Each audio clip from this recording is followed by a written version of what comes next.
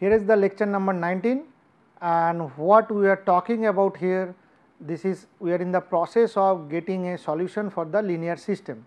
And before doing that or talking about the linear solver, what we have chosen to do is that discussion on some properties of the matrix, and that is what we are doing. And till the last class what we have done, if you look at it, this is where we are talking about the properties of these different matrices like symmetric matrices, skew symmetric matrices, normal matrices, non-negative, all this, that is what we stopped in the last class. Now moving ahead, when we call the matrices, see this portion of the properties and all these you can find it any textbook. So, that is not a problem. So, just but few important properties which are going to be crucial, that is what we are discussing here, and then we will move to the calculation of the linear solver. Like one of that kind of properties or important property is the diagonals. So, diagonal means when you talk about diagonal of A, you only refer to these elements. So, these are the diagonal elements, and anything upper that it is a upper diagonal, anything lower that it is a lower diagonal. And also this is called, if you only consider the upper half of the matrix, this is called the upper triangular matrix, and these are all notation or the mathematical notation how you define. So, you may not need to worry about that much, but what you need to understand here is the concept of that, because these are the things like diagonal element, lambda, eigenvalue, spectral radius, singularity, non-singularity, conjugate, transport, determinant, lower triangular, these are going to be used extensively while talking about the linear solver. So, it is very much important that you get an hands-on idea about these systems. So, when you consider the upper half of it, it is called the upper triangular. When you only consider the lower half of it, it is the lower triangular. Then you can have upper bidiagonal, which can be represented like that. You can have lower bidiagonal, and you can have tridiagonal. Tridiagonal means you have one diagonal, then one off diagonal, like that. So, this is called tridiagonal system. If you have two more, then it is called pentadiagonal system. So, these are the system. Other way also you can think that these will be looking like an banded system, and when we just had a brief idea discussion about direct method or iterative method, we also said that the matrices are going to be primarily sparse and non-singular, but they can be sometime tridiagonal or pentadiagonal system, that means the banded system. So, just moving ahead to that, this is what the definition of the banded system. So, this is a mathematical definition which you can find it any linear algebra book, but what is important again is the idea of the banded system. Now, then another system is that it is called the upper Heisenberg matrix, that is when the components are 0 for I greater than j plus 1, and the lower Heisenberg matrices can be defined similarly. So, which will be the reverse of that, and that means in a particular system you have upper Heisenberg, you have lower Heisenberg, and that can be constituted using your I and j elements. Then outer product means if you have two vectors u and v, then the matrix will get you the outer products, or then you can have also block tridiagonal system, that generally is the tridiagonal matrices in a system. So, block tridiagonal means I can have a block tridiagonal systems. So, it could be one tridiagonal system here, you could have one tridiagonal system here, you could have one tridiagonal system here, these are called the block tridiagonal systems. Now, special matrices, Tiplich, is the entries are constant along diagonal, that means Aij equals to Rj minus 1. So, along the diagonals if you look, the entries are constants. So, if you look along the upper diagonal, if you look along the second upper diagonal, they are constant. So, this is called the Toeplitz, and it can be determined by the mathematics like that.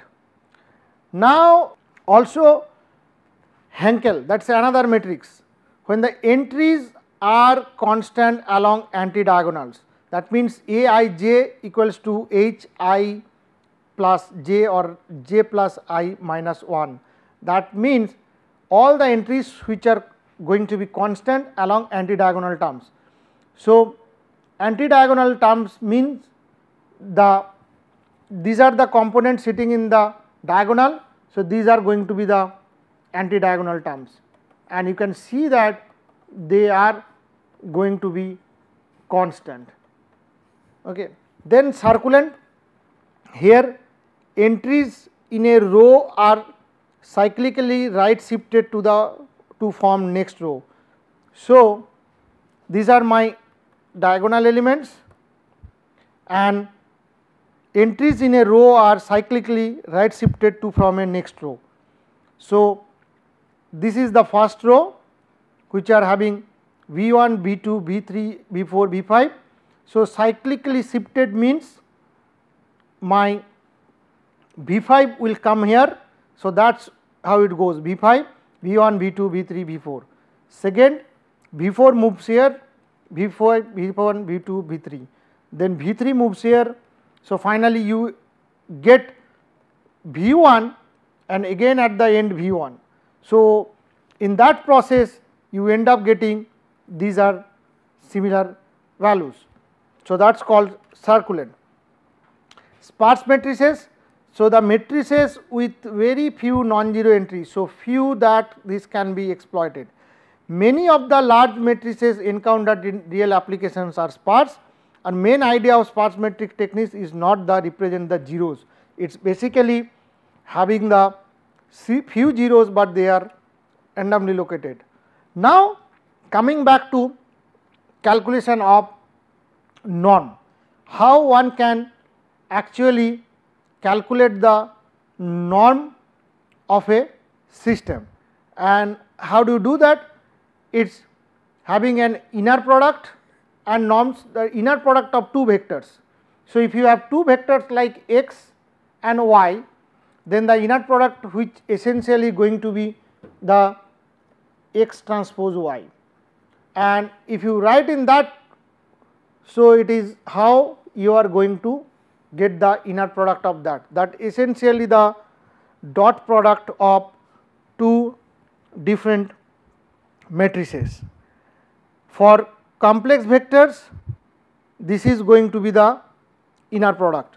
So, that either one can write YHX, that is the inner product of x and y. So, property which is very important is that for a which belongs to a complex m by plus n system, that means m rows n columns, Ax y would be x a Hermitian y. So, that is how the product can be defined for all x which belongs to Cn, for all y which belongs to Cm. So, C is a m by n system. So, these are m and these are n. Now, once you get the inner product of two vectors, now you can actually estimate the vector norms. And how you get that? The norms which are needed to measure lengths of vector and closeness of two vectors.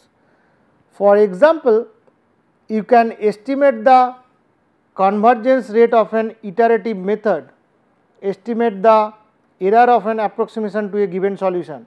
So, the important definition of norm is that it is a measure of length of vectors. So, when we talk about the iterative method, we try to find out the convergence rate. So, that is where actually you can estimate it. When you talk about some error, you can also estimate that. Now, the second important point is that a vector norm on a vector space X is a real valued function on X which satisfied these three conditions. Number 1, the magnitude must be greater than equals to 0 for all x belongs to that vector space, and the magnitude of that would be 0 if and only if the vector is 0. Then if you multiply it with any scalar alpha and take the mod, this can be represented at mod alpha into magnitude of x for all x belongs to this vector space and for all alpha belongs to any number. Then the x plus y, the mod of x plus y, which is an inequality, must be less than mod x and mod y for all x and y which belongs to the vector space. And this property, which is essentially the inequality property, is called the triangle inequality. Why? Because if you have two vectors x, y, you can always form a triangle and try to find out.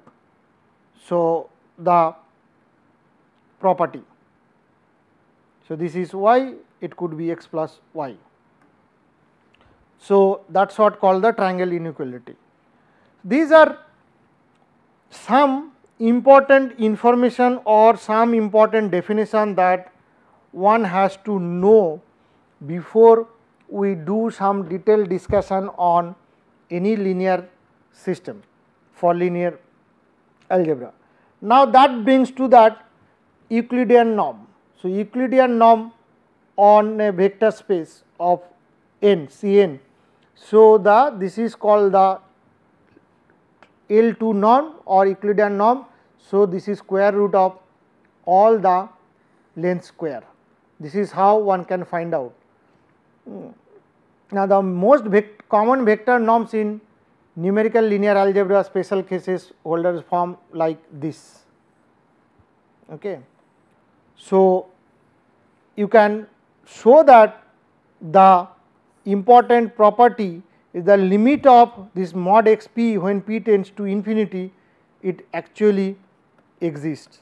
So, this is one of the important property for this p norm. This is called the p norm, and when p equals to 2 we can find out L2 norm. So, different norms can be obtained like that. Now, so you defined a norm denoted by the product with infinity. As I said, if p equals to 1, p could be 2, p could be infinity, lead to the most important norms in practice. So, p1 means you get x1, x2, x3 like that. When p equals to 2, you get only the L2 norm, which is the square root of x1 square, x2 square, x3 square, and this. Infinity, you got the maximum of that. Now, there is one, when you talk about the norm, immediately this brings to an important information about Cauchy squared inequality.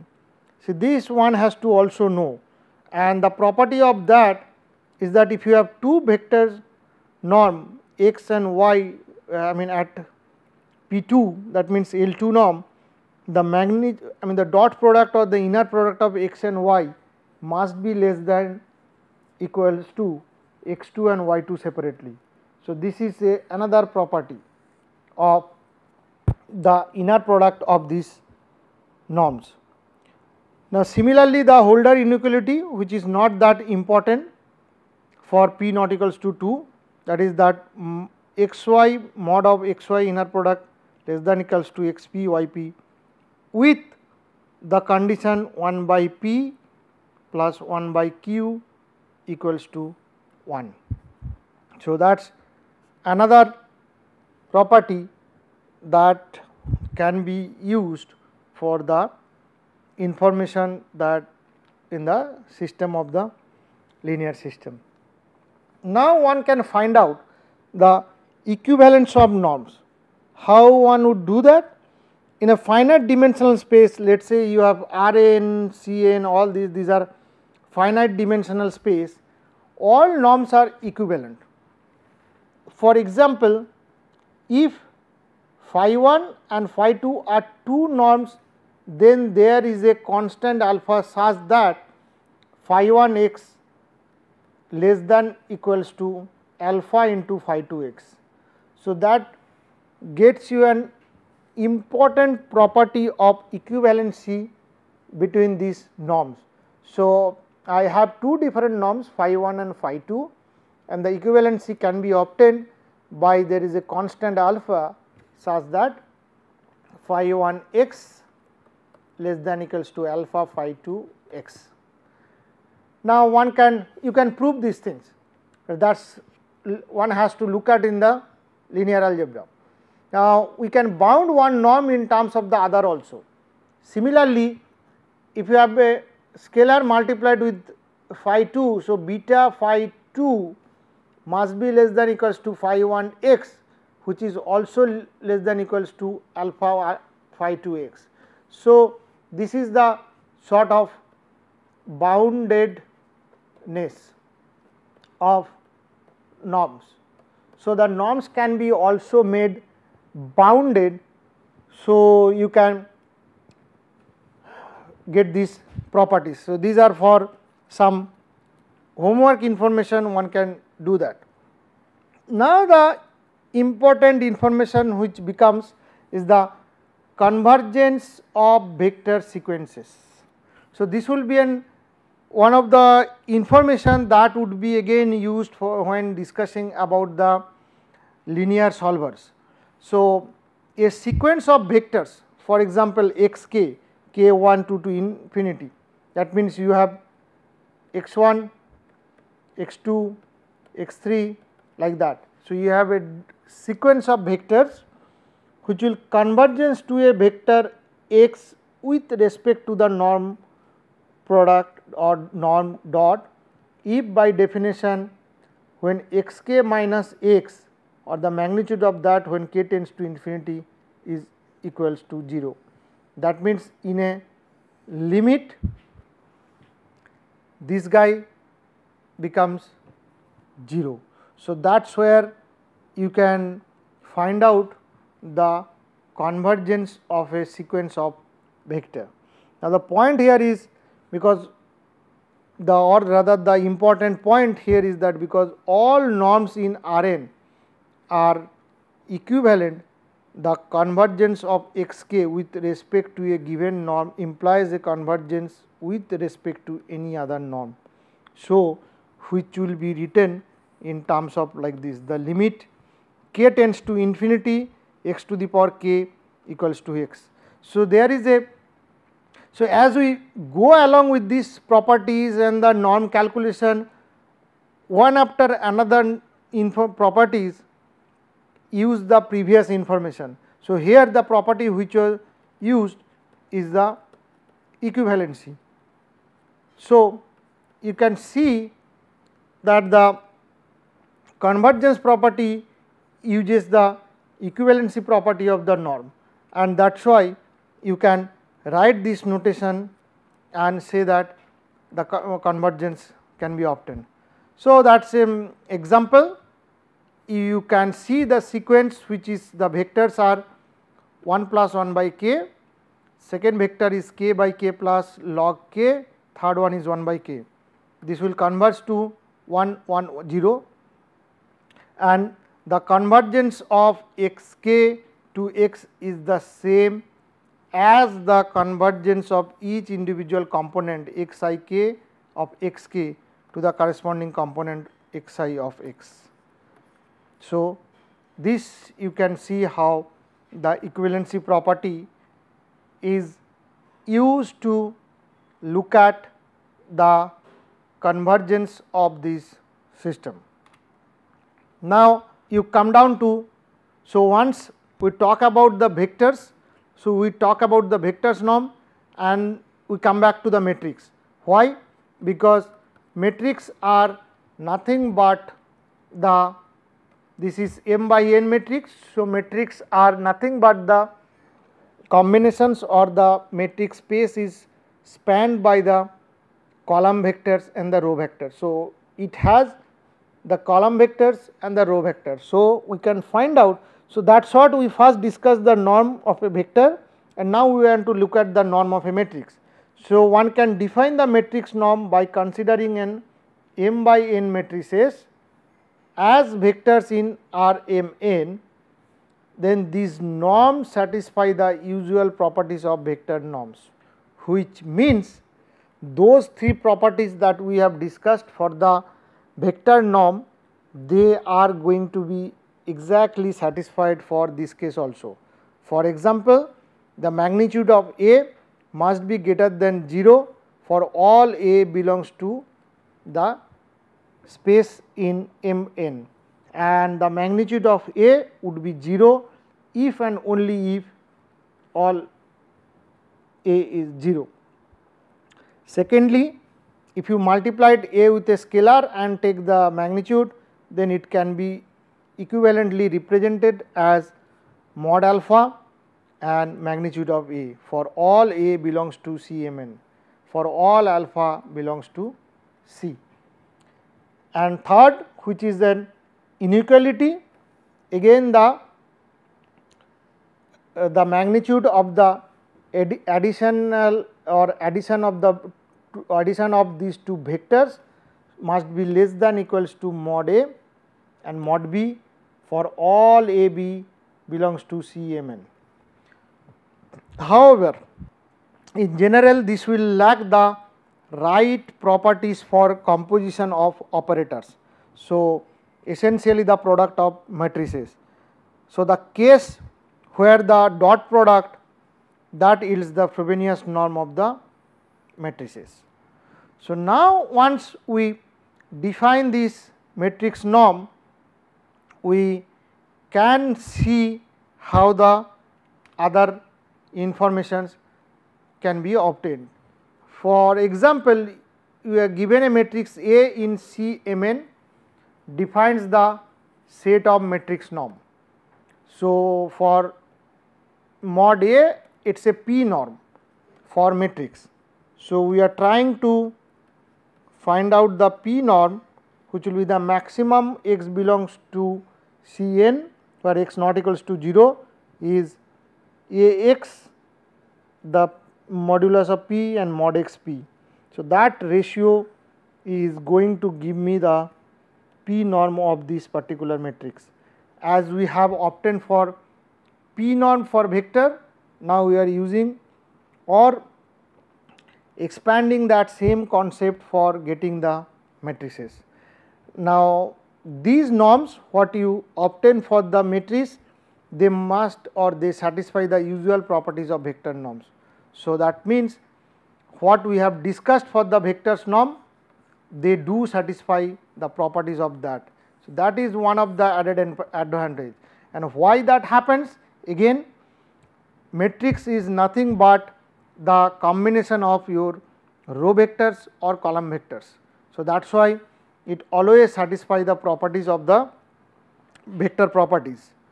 Now, when the matrix norm P is induced by the vector norm, this again important cases are for P1, P2, P infinity. So, depending on the values of P, different norms like for vectors we have obtained, in this case also you can obtain those norms for P1, P2 and P infinity.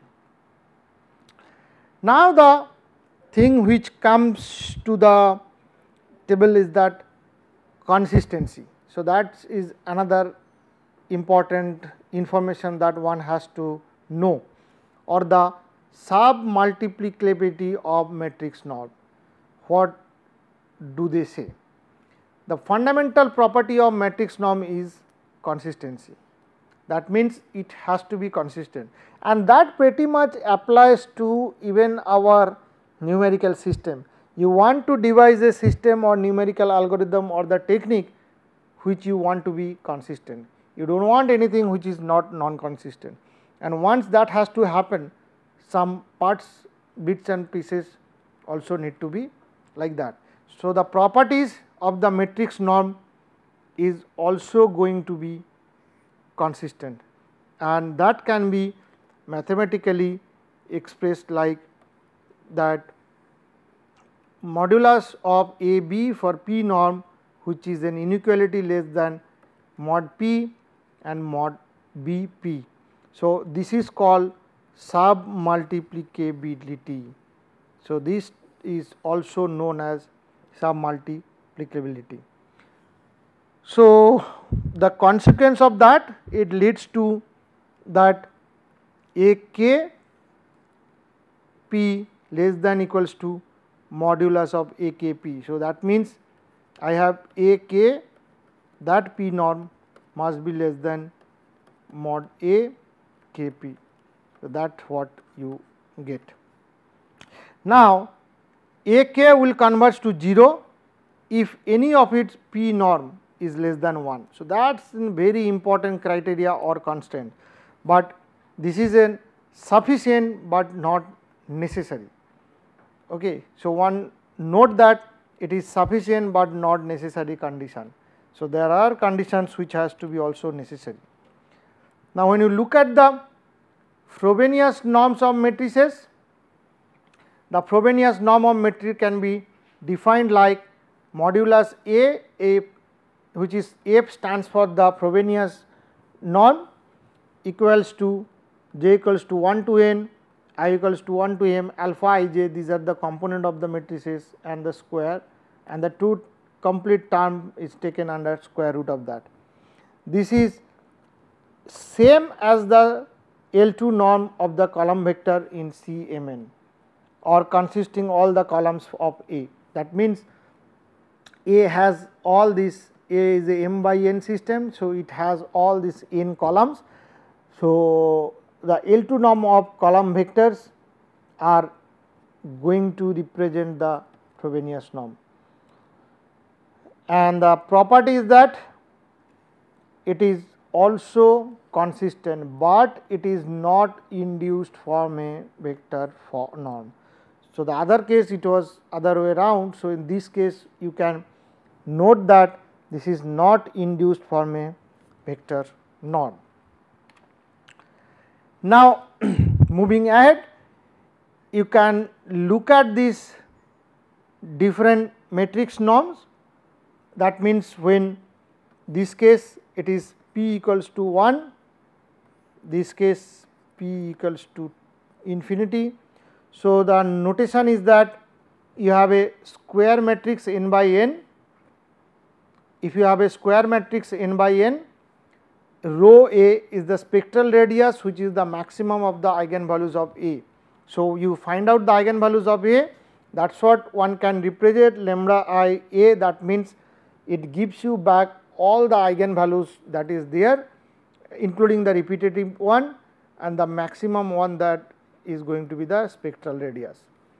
Trace of A, which is the summation of diagonal components, or summation of all the non-repetitive lambdas. Now, you look at the P equals to 1 norm. So, this is going to be the maximum of all these elements goes over the loop. When you look at the infinity norm, mod A infinity is going to be the maximum of I to m, and j goes to 1 to n is the A I j, the magnitude. So, one can represent that the L2 norm is the spectral radius of A Hermitian A and the square root of that. So, whatever matrix you have, the Hermitian matrix and this matrix, the some sort of a dot product and square root of the, so which can be represented as spectral radius of A Hermitian and the square root of that thing. Similarly, if you find out the Frobenius norm, which is going to be the trace of A Hermitian A and the square root of that, or trace of a Hermitian square root of that. So, these two are sort of important informations where L2 norm and the Frobenius norm you can actually represent with the spectral radius. So, using that information you can represent this in this particular format. So, what are the information that one has to have? That information that one has to have is that eigenvalues of A Hermitian A. So, this is a product of the matrices. So, the eigenvalues of A Hermitian A are real, that means they are all greater than 0. So, that is an important condition that you have, so that their square roots are singular values of A. Secondly, the A2 or the magnitude A2 is equivalent to the largest singular values of A, and AF is the L2 norm of the vector of all singular values of A. So, this is a very important information that is applicable while getting these different norms for the matrix. Now, one can compute these things and show that the spectral radius is there. Now, the important question which brings to that, is a spectral radius a norm? That is a question. Now, this is possibly true for some particular cases, like spectral radius of A would be L2 norm when A is an Hermitian matrix. So, that is a very special case. If A is not an Hermitian matrix, this is not valid. So, this is a special case, this validity can be obtained. Now, in general this is not true. As I said, if you have a matrix like that, the spectral radius is 0, though A not equals to 0 and the triangular inequality not satisfied. So, this is also there, rho A plus B equals to 1 while rho A rho B equals to 0. So, that is why for a special Hermitian matrix or the special case of Hermitian matrix, this is possible, this will become a norm. Otherwise, in general they are not. Now, we have looked at some matrix property, then norms including the vectors norm. Now, it brings that once you know those properties, how do you get the error calculations, and where do you get all this error?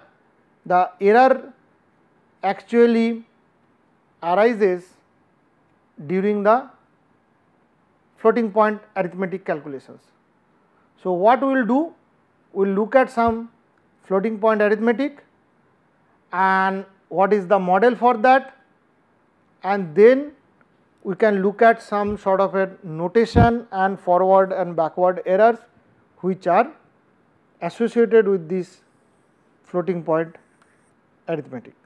So, again coming back to the story of the same thing, when you are dealing with any numerical system or numerical methods or approximations, one of the crucial component is round up error.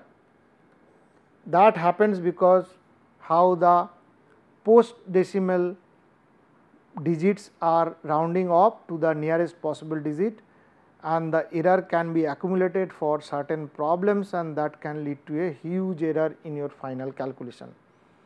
Or there are some errors which are associated during floating point calculations.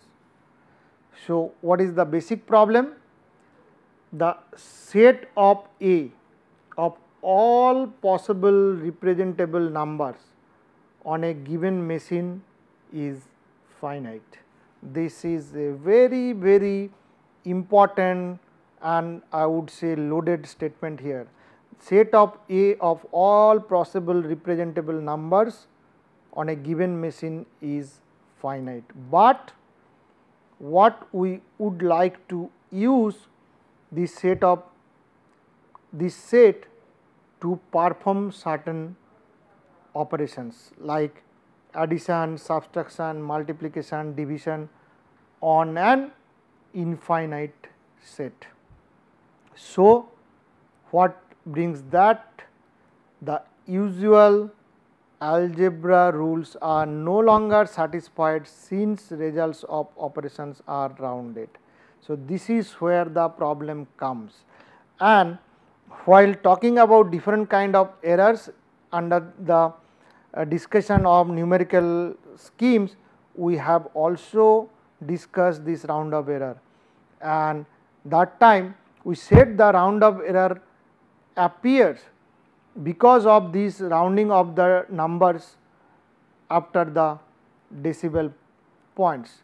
So, as you rounding up and you go along with your calculation, then these are problems, because one point of time this can be, becomes an compounding error, and the error in your final solution could be very large. So, it has to do with your, the backbone of that is that the set of arithmetic operation that we are carrying out, and this is not an usual algebra rules which are followed, that is why the rounding off happens. So, that tells that basic algebra breaks down in floating point arithmetic. So, that is what the problem is.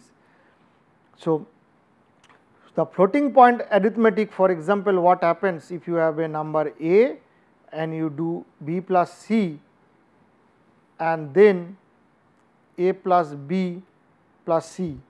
So, this is where the problem starts appearing, and all your numerical system you are doing some sort of addition, division, gradient calculations and all different calculations which are involved calculations associated with this system. And MATLAB one can do some experiment. These are some numbers for 10,000 random numbers, find number instance when the above is true. So, one can find or carry out this exercise by himself and try to check this particular problem. Now, once you say that that rounding error that is appearing due to the calculations of the after decimal points, or then that has to do with the machine precision. So, now you see why we are talking about all this important property, because it is not only that you have an governing equations or the partial differential equation and you use your numerics, discretize them, get a linear system, and you can straight away use some linear solver and get the solution. That is not as straightforward as it sounds. So, all these, when you use your numerics, you need to take care of all sort of uncertainties, all possible cases, all sort of exceptional cases, treatment of proper boundary conditions, and finally getting a proper discretized equations. Now, when you move down to the linear algebra or solution of the linear algebra, these are the issues associated with that. How to get an efficient linear solver which would be cost effective, which can give you accurate solution, but at the same time fast enough, stable. So, it just like you have everything at the same time in your basket, and you need to some sort of a maintain and balance to get an optimum solution for your system, and that is where it is always challenging for the CFD code how good your linear solver is, what is your order of accuracy of the numerics, that means the discretized system is, and they are connected with some sort of an calculations which is associated with your hardware. Machine precision means these are hardware. So, you may have a high end CFD code or the numerical method which is higher order accurate, everything is taken care of very nicely, but then you do not have proper hardware or the proper machine precision, then again you are going to get lot of errors. So, it has to have some sort of an handshaking between both the hardware and your set of mathematical instructions that you provide to the hardware through your coding, and that is where the precision of the machine becomes very important. Now, when a number x is very small, so there is a point when 1 plus x equal to a in a machine sense. So, this I mean to say in machine sense, it is not that. So, the computer no longer makes a difference between 1 and 1 plus x, that is where the machine precision has been taken care of and there is no error associated with this precision. So, in a nutshell, if I put them in a mathematical expression, the machine epsilon is the smallest number epsilon such that floating of 1 plus epsilon not equals to 1. So, this number is denoted by u for some time epsilon. Okay. So, many discussions are going on and rules and all these things for this kind of calculations, how to get a precise machine in error. So, once you talk about the errors which are associated with the machine precision, you have certain rules to follow, and rules number 1 which says FLX equals to x into 1 plus epsilon, where epsilon is going to be very small. Here u sometimes epsilon, this is the number. Okay. So, the epsilon satisfy this. Rule number 2, for all operation like any arithmetic operation, addition, subtraction, multiplication, division, FL x dot y must be x dot y 1 plus epsilon dot, where epsilon dot is again less than equals to u. So, this is again an important rule which takes care the basic arithmetic operation. So, that takes care of that thing. Rule number 3, which is very specific to addition and multiplication operations. So, the floating point a dot b equals to floating point b dot a. So, this is only true for this dot belong the set of plus and multiplication only.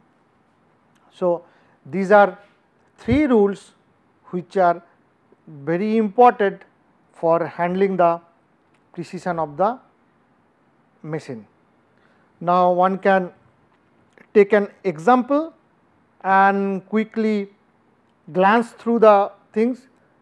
You can consider the sum of 3 numbers which are very simple. I mean, these are some sort of an school kid, they do y equals to a plus b plus c. You given a 3 numbers, you just get the addition. Okay. So, what you do done as floating point of floating point a plus b plus c. So, your eta equals to floating point a plus b, which is this component, this is my eta, which is equivalent to a plus b 1 plus epsilon. Now, y1 is floating point eta plus c. So, that is the total component, this is your y1. So, it is eta plus c 1 plus epsilon 2. Now, what is eta? eta is a plus b 1 plus epsilon. So, I am putting back the values of eta here. So, eta is a plus b 1 plus epsilon plus c into multiplied with 1 plus epsilon 2.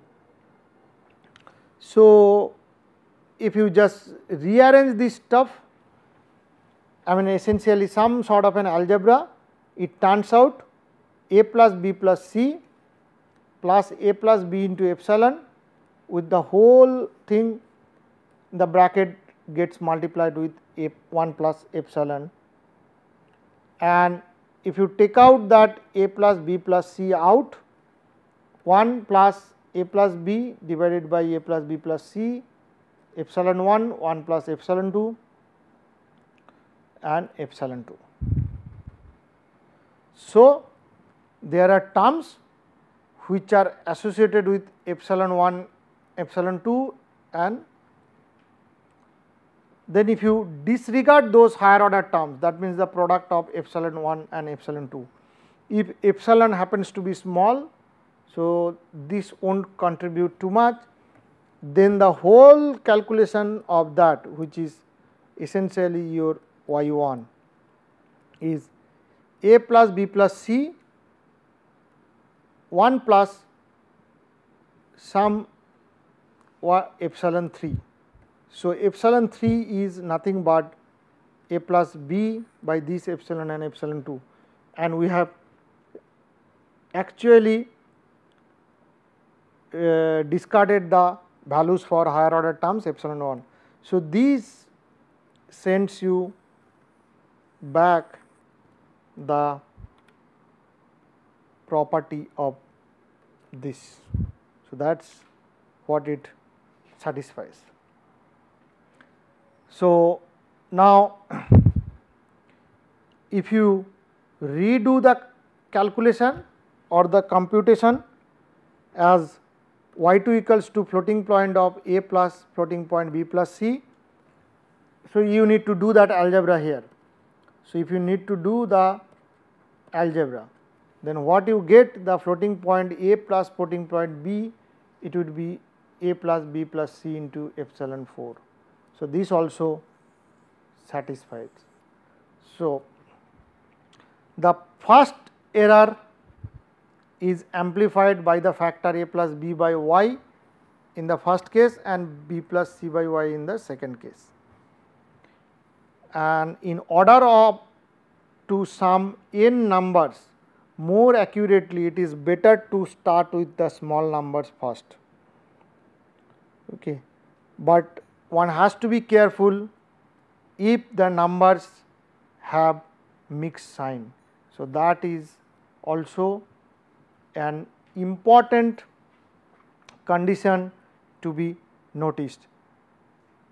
But while we say that you start with the smaller number first, then the sorting also takes some sort of an computing cost. So, everything comes with some sort of an computing overhead, and all this computing overhead is associated with your final output. So, given a option, you need to have a very good code or numerical methods which should be efficient and should be fast enough. Now, moving ahead with this discussion of norms and others, now you can find out the absolute value notation. How one would define? You have certain given vectors x and mod x, x, and mod x is the vector with components x I. So, you have two different things, that is x is the component wise absolute value of x. So, if you look at the similarity property of the matrices, so mod of A equivalent to A I j mod of that. So, these are the two things, one is applicable for vector, other is for matrix, and most of the time these properties are using the properties of vector. So, the obvious inequality that turns out to be floating point of aij minus ai must be less than of u bar alpha ij, which translate into floating point of a plus e with mod e is this. So, the arithmetic operations, the error which are associated with the vector that we have seen can be extended now for metrics, and there could be also similar sort of errors, and which means a less than equals to b means a I j less than equals to b I j for all I and j. Okay. So, again one would like to look at the error for the inner product. So, we have defined the inner product earlier. Now, one would like to see the error product which is associated with these inner products. So, inner products are in the innermost parts of many calculation, because if you are dealing with vector or if you are dealing with rather matrix, matrix comprises with some row and column vectors. Essentially, or whether directly or indirectly, you do with lot of vectors calculations. So, that is where the inner product becomes an important key component. What is the lemma associated with that? If delta I, mod of delta I less than that small value u bar, n into u bar less than 1, then product of 1 plus delta I equals to 1 plus theta n, where theta n must be less than equals to n multiplied with this u bar divided by 1 minus n u subscript. This is the small number associated with machine precision. So, the common notation is that you can define gamma n, which is essentially this particular term can be equivalent to gamma n. So, the result of this inner product is that floating point x transpose y minus x transpose y, the magnitude of that satisfies less than equals to gamma n x transpose mod y. So, this is a very, very important theory that is required for this computing of this matrix system. Now, one can look at this using some sort of numbers. Let us say when your gamma n less than equals to 1.01 nu, then floating point x transpose y minus x transpose y would be less than that. So, whatever we got here, it just uses that value, and gamma n less than equals to 1 point means 1 by 1 minus nu less than equals to 1.01 or 01. So, every term which are associated with all these calculations, gamma n and all these, they have certain significance or physical significance. Now, for the smallest number being 2 into 10 to the power minus 16, the assumption gamma n less than equals to 1.01 holds for n less than equals to 4.46. So, one can always do some sort of an back calculation of all this. So, what is the consequence of this particular lemma is that a dot star b, a multiplied with b minus floating point of a multiplied with b, which must be less than equals to gamma n mod a multiplied with mod b. So, that is what the, so one can write in a other way around floating point x transpose y minus x transpose y, the magnitude of that less than equals to n the u subscript x transpose y bar, which is the order of Euler square. So, u subscript square. So, that is the order. So, one can obtain the value separately. So, this is some. Now, once you move, so you got to know by this time how to calculate the error. So, now one can say how we define forward error, how we can define backward errors.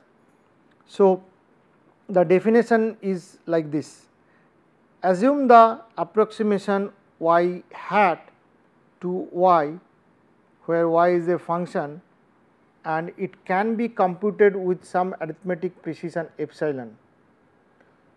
So, the upper bound for the forward error would be delta y equals to y minus y hat, or the magnitude of that.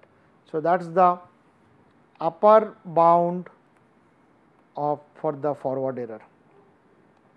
So, this is not always easy. So, one has to note that. So, the alternatively one can find some equivalent perturbation on the original data or the initial data, which produces the result y hat. So, in the other words, if I have to write, I can write f x plus delta x, which will lead to my upper hat. Okay.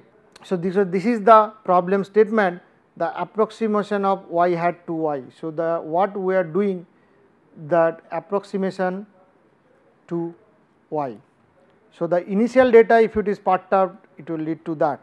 So, the value of delta x is called the backward error, and you can do certain analysis and find that bound of the backward error. So, when you talk about the forward error, that means I am going from this to this. So, I am straightway finding what is my final these things, and the difference of that is going to get me the forward error. And when you are trying to do the backward error, initial data is perturbed such that you get to the y hat with less error. So, take again an example which will allow you to understand that thing in a much clear way. Let us consider the matrix A having 2 by 2 matrix. Obviously, you have A, B, 0, C, B another matrix which is also 2 by 2, you got D, E, 0, F. So, the similar elements like second row first element are having 0 values. So, you consider the product of the floating point product of A dot B. So, what do you get? First term you get AD 1 plus epsilon 1, second term you get AE 1 plus epsilon 2, BF 1 plus epsilon 3, and the whole thing multiplied with 1 plus epsilon 4. This exactly follows the multiplication rule that we have discussed earlier. This term would be 0 because they are both having 0, and this term, the last term would be CF, and this would be also a 2 by 2 system, CF 1 plus epsilon 5. So, all these epsilons 1, 2, 3, 4, 5, they are basically some small numbers. So, this result one can write, you use some property of the matrices and write that A in the first matrix which you divide by 2 by 2 and the second one 2 by 2, you write A, B into 1 plus epsilon 3, 1 plus epsilon 4, 0, C into 1 plus epsilon 5, D into 1 plus epsilon 1, E into epsilon 2, epsilon 4, 0, F. So, what you get floating point A dot B is A plus EA, B plus EB. So, the backward errors EA satisfy the criteria less than second orders, and this is also less than B. So, this is what you get when you find out the forward and backward error. So, we will stop here and take it up in the next lecture.